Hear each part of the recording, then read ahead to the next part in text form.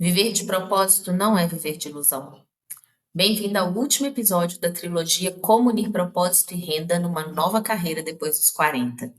Se você já pensou que viver de propósito é coisa de gente rica ou só funciona se a gente largar tudo e começar do zero, esse episódio é para você.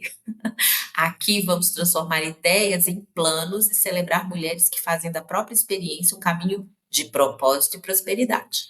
Já curte esse vídeo se você valoriza essa combinação, alma e realidade. Eu sou Sheila Couto, psicóloga, mentora de carreira para mulheres 40 a mais, com 27 anos de experiência entre consultório e consultoria empresarial. O que você vai ver nesse canal não nasceu ontem. Vamos lá, mulheres. Dados do Fórum Econômico Mundial mostram que mulheres 40 a mais que alinham propósito e renda têm mais saúde emocional, mais liderança e mais impacto social. Sabia? Muita gente confunde propósito com fuga, porque romantiza propósito, tá? E romantizar propósito é uma armadilha. Mas viver de propósito não é sobre não ter problemas, não é uma coisa que deve ser romantizada. É sobre ter um centro interno claro, mesmo em meio aos desafios. Então, viver de propósito não é viver, eu vou fazer o que eu gosto e uma coisa vaga. Tem nada vago em viver de propósito. É ter um centro interno claro. Aquilo que é a sua essência, a sua paixão. Falei disso no episódio 2 dessa trilogia. Vai lá para dar uma olhadinha, tá?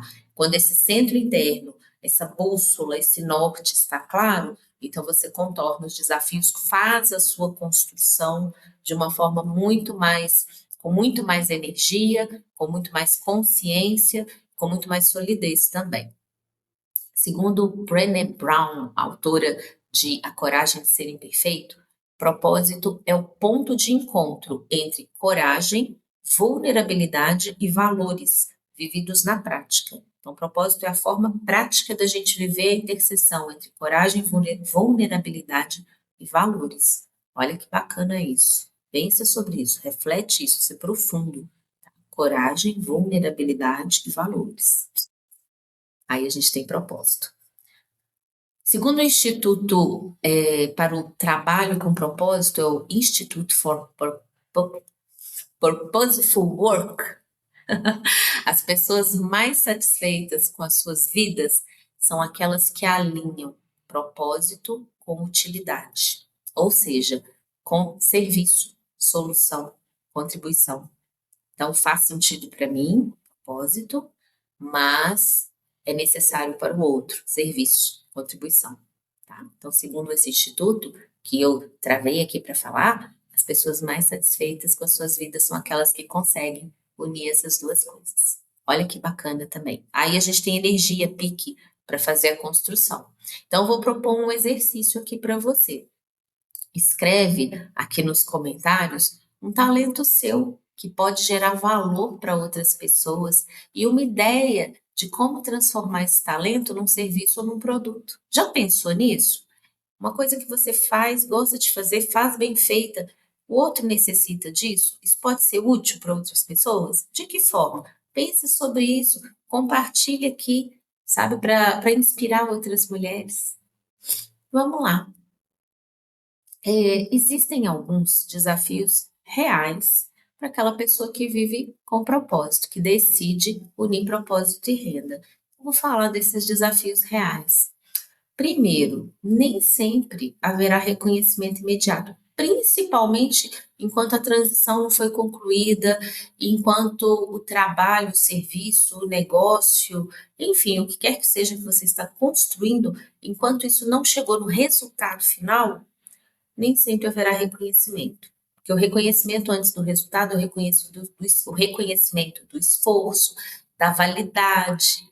E às vezes, gente, as pessoas não validam o nosso esforço ou a nova direção que a gente está buscando, tá? Então, saiba que esse é um desafio real, comum de quem escolhe viver com propósito, com sentido. Outro desafio é que haverá medo, haverá dúvida, especialmente no início. Tá? No início, quando as coisas ainda estão sem forma, É o momento de maior dúvida, aquele momento, será? Será que vai dar certo? Será que eu sou capaz?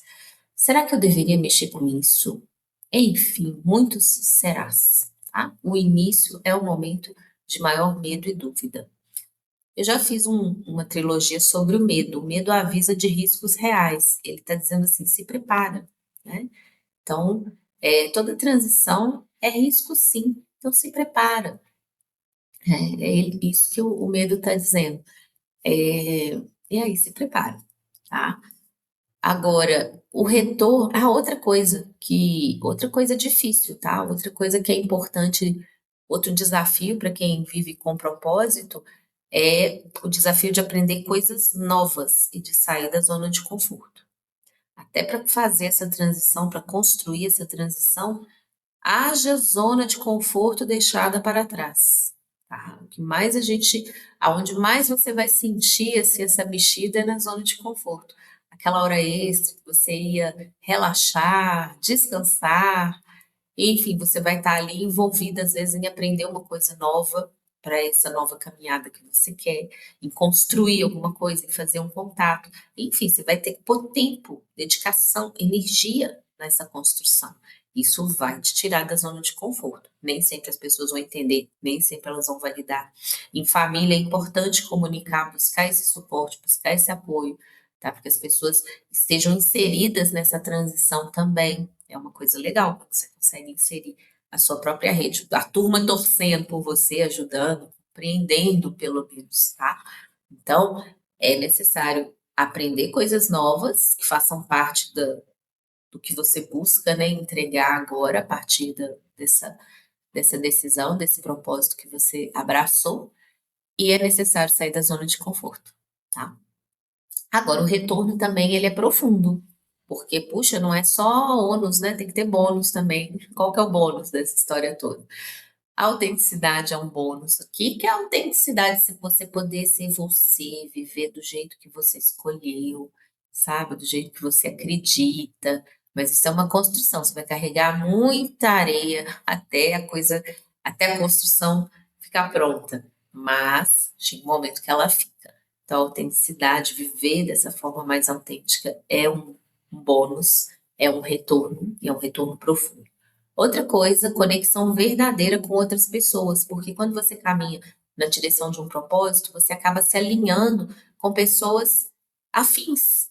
E é muito gostoso você encontrar pessoas que têm afinidade de propósito, que sonham semelhante com você, que querem construir coisas semelhantes. Aí a coisa começa a dar uma energia, uma coisa muito bacana, tá? E por fim, a satisfação com a própria trajetória. Você olha para trás e fala: nossa, tô orgulhosa de mim. É muito bom essa sensação, olhar para trás e gostar da sua trajetória, falar assim, legal, eu que fiz. Então agora vou te passar algumas dicas, uns conselhos práticos para caminhar, fazer essa transição, tá?